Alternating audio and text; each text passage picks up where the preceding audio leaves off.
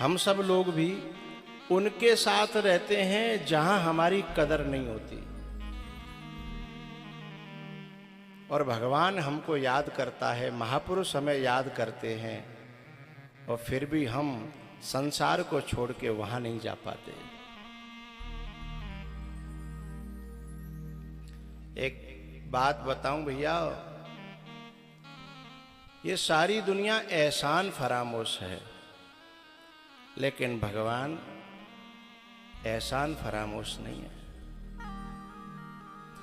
द्रौपदी ने एक छोटा सा चीर भगवान की उंगली पे बांध दिया था।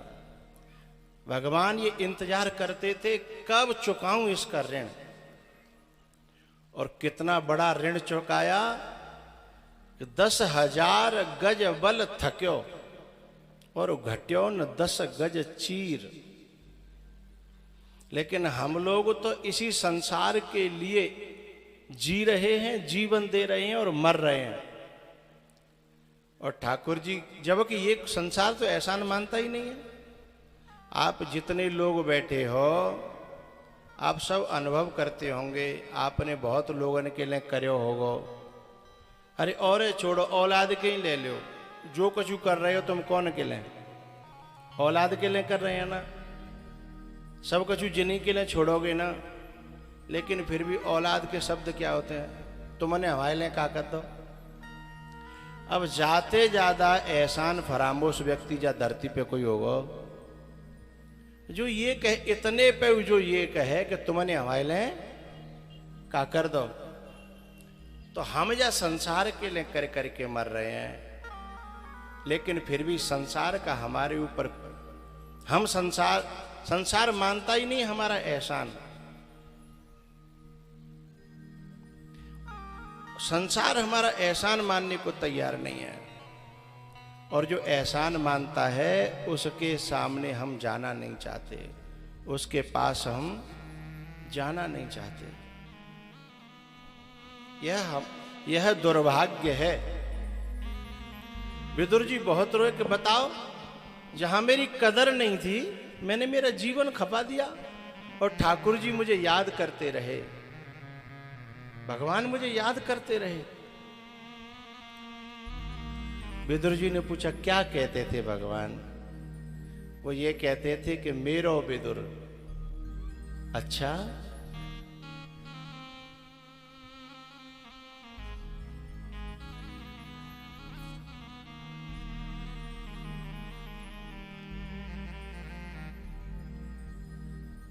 तुलसीदास जी ने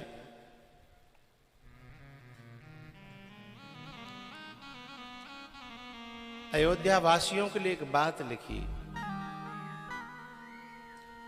इन्ह सम पुण्य पुंज जग थोरे।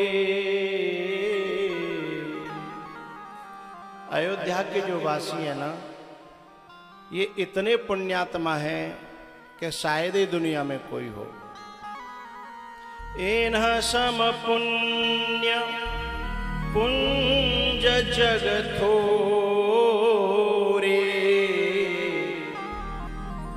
जिन्हि राम जानत करि मोरे।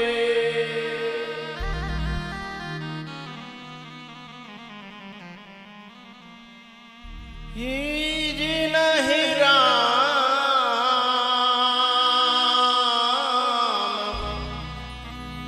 जानत करि मोरे। इन सम पुण्य पुंज जग थोरे। गोस्वामी जी की वाणी है। इन अयोध्या वासियों के समान पुण्य आत्मा कौन होगा जिन्हें भगवान ये कहकर के पुकारते हैं, मेरे अयोध्यावासी, मेरे अयोध्यावासी।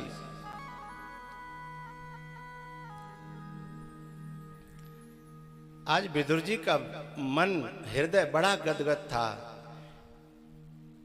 कि जिनके लिए मैं कर कर के मर गया, उन्होंने कभी आज तक नहीं कहा कि ये हमारे हैं। कौरवों ने और कन्हैया की मैंने कोई सेवा नहीं की, मैंने कुछ भी तो नहीं किया। और वो कहते थे कि मेरो विदुर, मेरे काका। उद्धव जी ने कहा हां, हमेशा कहते थे मेरो काका, मेरे विदुर। अच्छा, और क्या कहते थे?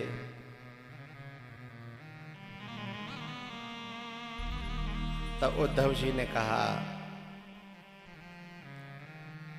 वो ये कहते थे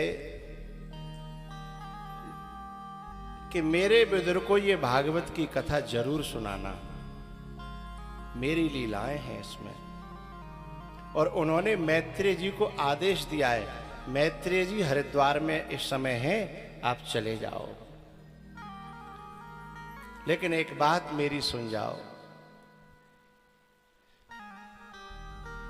साधु का, संत का, परमात्मा का, महात्मा का मिलना, गांव में आना बहुत बड़ा सौभाग्य होता है। तब कोई संत, कोई साधु, कोई महापुरुष या परमात्मा गांव में आता है। गांव में आना सौभाग्य है।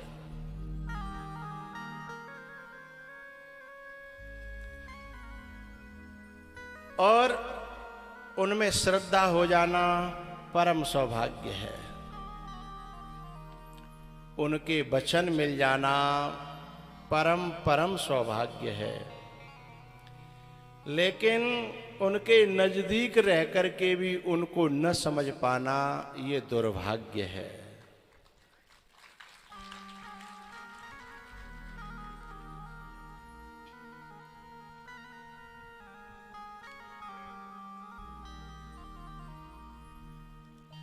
इस कौरव वंश का, यदुवंश का बड़ा दुर्भाग्य था।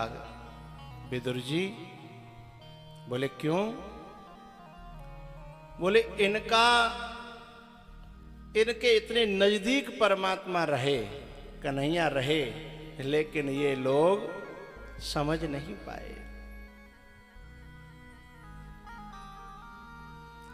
अहो वकीयम स्तनकालकूटम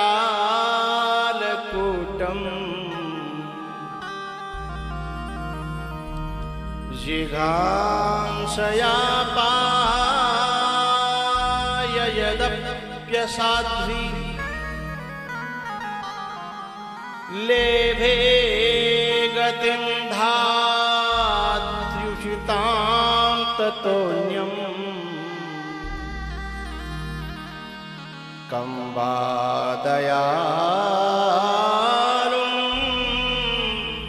शरणं व्रजेम। इतने करुणा के सागर थे गोविंद कि जो जहर पिलाने आई थी पूतना, उसको भी उन्होंने धात्री की गति प्रदान की। लेकिन उन्हीं की जड़ में रहने वाले यदुवंशियों का संहार हुआ। क्यों? क्योंकि वे उनको समझ नहीं पाए। और भैया एक बात बताऊं, हमारे पास कितनों बढ़िया से बढ़िया पारस पत्थर होए, लेकिन हम बाको उपयोग ही नहीं समझे, बाकी कीमत नहीं समझे हैं, कोई फायदा नहीं है। एक बात बताऊं, एक हीरा था, हीरा, और एक कुम्हार को पा गया। चमकदार पत्थर लगा उसे, उसने लिया और एक रस उसमें धागा डाल करके अपने गधे की गर्दन में डाल दिया।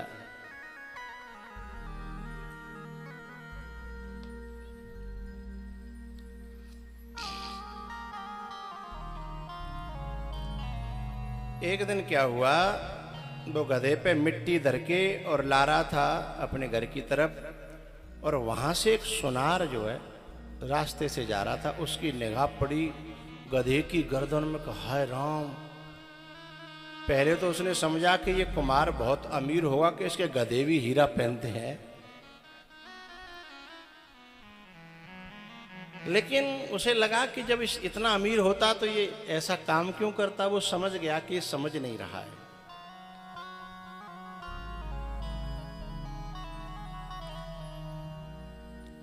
उसने कहा कि भैया ये तुम्हारे गले के गधे के गले में जो पड़ा हुआ है ये बड़ा चमक रहा है, क्या है ये? अरे बोले मुझे ऐसे ही मिला था, कोई कांच का टुकड़ा है, मैंने ऐसे ही डाल लिया। अब उसकी कीमत तो थी करोड़ों की। सुनार ने कहा इसको ठग लिया जाए। उसने कहा भैया जा टुकड़ा हमें दे दे, तू कुछ पैसा ले ले। अरे बोले जाके का पैसा लेने, वैसे ही ले जाओ। बोले नहीं नहीं, क्योंकि वो समझता था किसी ने इसको बहका दिया तो फिर ये वापस ले लेगा, लेकिन मैं कीमत दूंगा चाहे थोड़ी दूं या ज्यादा, फिर इसका कोई हक नहीं रहेगा। उसने कहा कि नहीं नहीं कुछ लेना पड़ेगा। अरे तो तुम जो चाहो सो दे दो। उस जमाने में जब 1 रुपए किलो घी आता था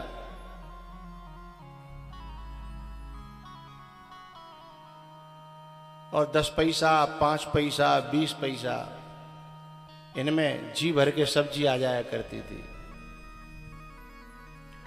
उस जमाने में उस सुनार ने उस कुमार को 5 रुपए दिए। बोला 5 रुपए? बोले हाँ मैं दे रहा हूं खुशी से, मुझे ये अच्छा लगा है। वो ले गया। अब वो लेकर के जब घर पहुंचा, इस क्षेत्र में भी हम नए आए हैं, ग्रामीण क्षेत्र में, भिंड तक तो खूब आते जाते रहे। यहाँ के लोगों को ये पता नहीं है कि ये कथा सबके मोबाइल पे आ रही है, क्योंकि लोग ऐसे हाथ पकड़ के मोबाइल से वीडियो बनाते रहते हैं, बेचारे को हाथ थक जाते हैं। मुझे दुख होता है, मुझे दर्द होता है। तुम्हें वीडियो बनाने की जरूरत नहीं है, तुम सबके मोबाइल पे ये कथा जा रही है पूरे विश्व में। खोल के देख लोगे तो सारी वीडियो अपने आप आ जाएंगी, लेकिन बिन बेचारे ने पता ही ना, बिन लगे चाहे, मुझे दया आ जाती है।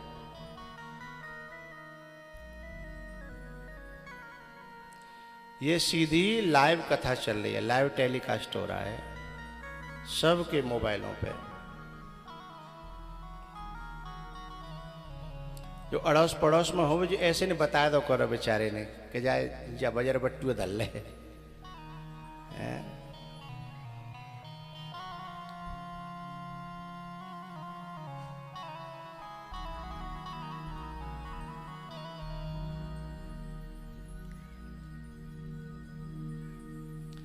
तो वो हीरा लेकर के जौहरी सुनार जैसे घर पहुंचा, उसे देख देख करके सिहा रहा था वो। आहा वाह वाह, एकदम उसके हाथ पे रखा रखा ही हीरे के टुकड़े टुकड़े हो गए, फट गया। सुनार तो दंग रह गया। उसने कहा अरे हीरा, मैं तुझे 5 रुपया दे करके लेकर के आया और जहां सोना चांदी से भरा हुआ घर है उसमें तुझे जगह दे रहा हूं, और वहां तू फट गया और मां गधा की नारे में लटक रहो हैं। मां बड़ो खुश हो तू, मां तू फटियो नहीं। तो हीरे ने कहा ए जौहरी, रहते गर्धव कंठ में, गर्धव माने गधा, भई न कोनो पीर। हम गधा की गर्दन में लटके थे, हमें कोई दुख नहीं था, क्योंकि गधा हमारी कीमत नहीं जानता था, वो नहीं समझता था तो कोई दुख नहीं था। लेकिन तुमने जानबूझ करके समझ करके जब हमारी कीमत घटाई। रहते गर्दभ कंठ में,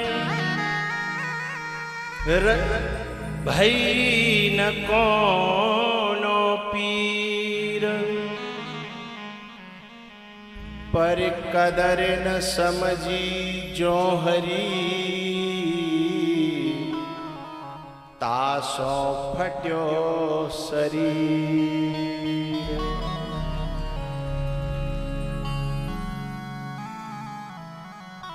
ताली जब बजाते हो तो थोड़ा अच्छी तरह बजाया करो, जिससे मुझे लगे कि हाँ बात तुम्हारे दिल तक गई,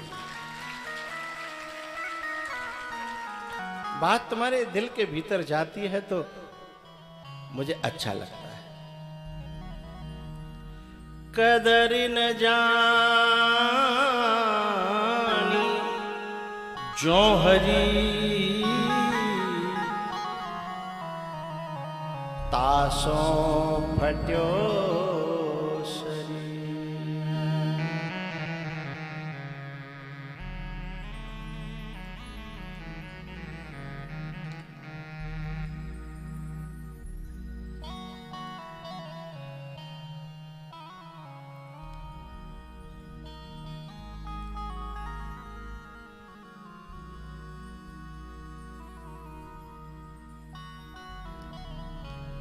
काका विदुर जी, इन यदुवंशियों ने उसकी कदर नहीं जानी। जो जहर पिलाने वाली को भी इतनी बड़ी गति दे सकता है, और ये थोड़ा सा भी भाव से उसे पूज लेते तो न जाने क्या दे जाता, न जाने क्या। कम वा दयालुम शरणम ब्रजेम।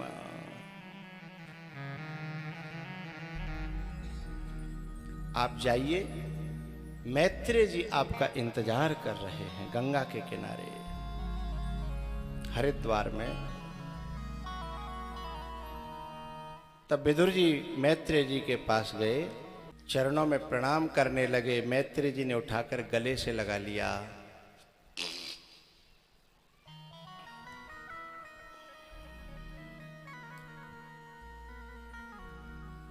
चरणों में बैठ कर के प्रार्थना करी कि हे भगवान, मुझे भगवान की कथा सुनाओ, क्योंकि संसार की चर्चाएं सुन सुन के मेरे कान पक गए हैं। संसार में क्या चर्चाएं हैं? जाकी चुगली, बाकी बुराई, बाकी निंदा, और संसार के पास है ही क्या? ये जितने फौजी लोग होते हैं ना, ये सीमाओं पर ज्यादा रहते हैं, गांव से बाहर रहते हैं। तो ये वहां रहते हैं तो इनको गांव बड़ा प्यारा लगता है। मेरा देश, मेरा गांव, मेरा ये वतन, मेरा मुल्क, इन्हें बड़ा प्यारा लगता है। लेकिन जब ये रिटायरमेंट होकर के आ जाते हैं, फिर गांव में रहते हैं, तब ये सोचते हैं कि अरे यहाँ तो बड़ा बमंडर हो, जाकी निंदा, बाकी चुगली और जाको चे हैं। ये सोचते हैं कि वहां जो लग रहा था वो यहाँ के नहीं लग रहा। सोनो कसे थे और आदमी बसे थे। बसे माने पास बसने थे। पता चल जाता है खोटा है या खरा है, खोटा है या खरा है। तो संसार के पास जब जाओगे तो तुम्हें लगेगा कि कहाँ यार ये लोग, कहाँ बस इसकी निंदा, उसकी चुगली, इसकी बुराई, उसको हराना है और उसका ऐसा करना है, वैसा करना है। तो लगता नहीं, जितना अच्छा लगता था उतना अच्छा रह गया है। तो पहले ये बड़े ताव में आते हैं कि चलो गांव में, रिटायरमेंट हो गया, गांव में भाई बंदियों के साथ, सब गांव के साथ। फिर मैं एक आध साल बाद फिर मन उठ चढ़ता है, फिर कहते हैं चलो सिटी में रहेंगे, यहाँ अब रहने लायक नहीं रहा।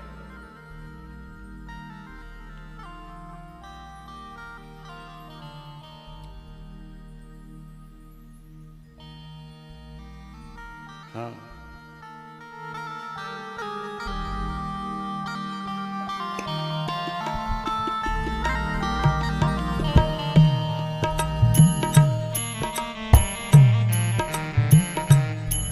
जगत के रंग क्या देखूं, जगत के रंग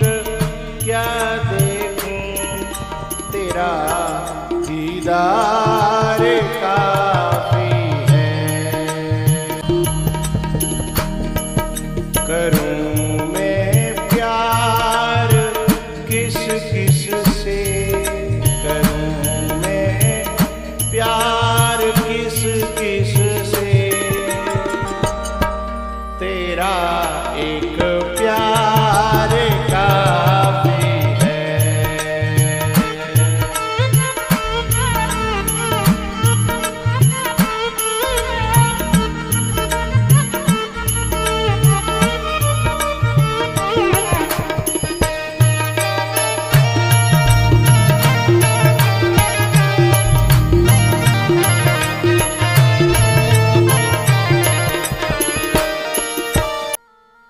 विदुर जी ने प्रार्थना करी कि अब मैंने दुनिया को बहुत सुन लिया, बहुत देख लिया, अब ऐसी कृपा करो कि ठाकुर जी को ही सुनूं और ठाकुर जी को ही देखूं। लोचन चातक जिन करे राखे, रहहि दरस जलधर अविलाके। मेरी आंखें केवल अब उन्हीं के दर्शन पाएं, ऐसी कृपा करो। तब मैत्रेय जी ने फिर कथा सुनाई।